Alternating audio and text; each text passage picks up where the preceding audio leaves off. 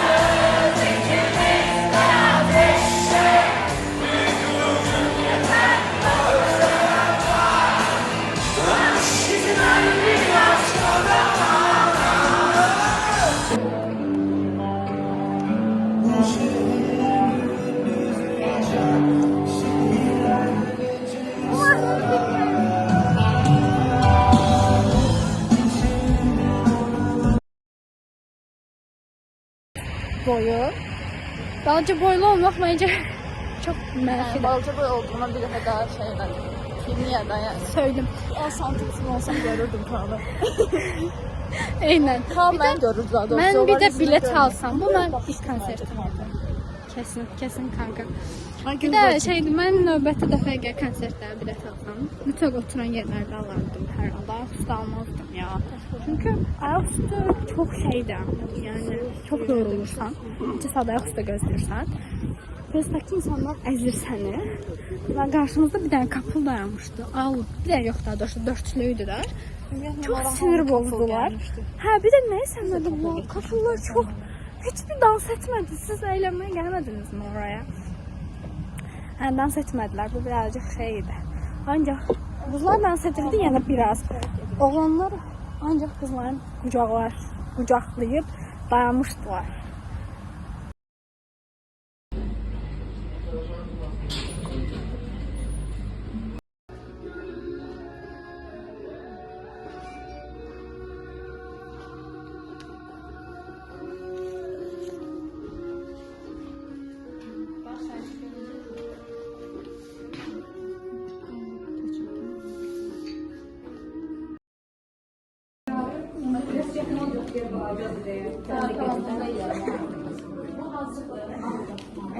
Hemen onun fırçasını ver ki ben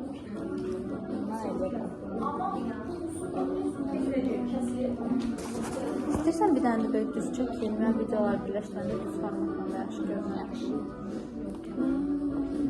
Belə? Məncə bununla eləmə, bununla qat eləmə. Yüngül. Burada qarşıda. Yüngül. Bax.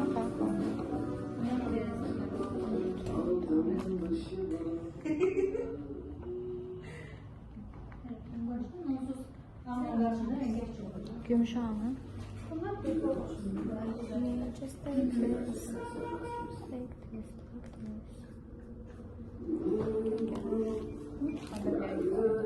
Ha, onu sürüşməkdə qarışdırın deyə mavi olsun.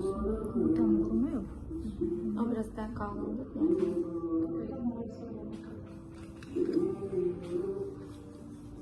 Bunlar məncə tam olsun. Bir dənə kullanıyorum. Tərqadələrə. Smahlar olmasaydı olar. Hə? Mən ya smahlar olmasaydı.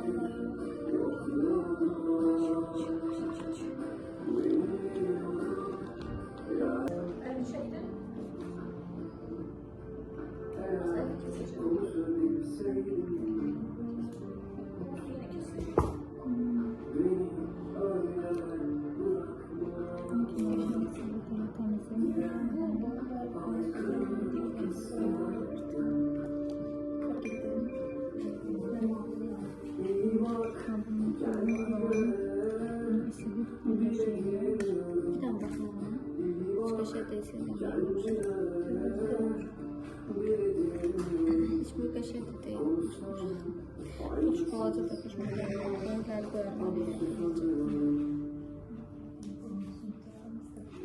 bir daha bıçak gibi bir şeyden keseyim mi sanacağım?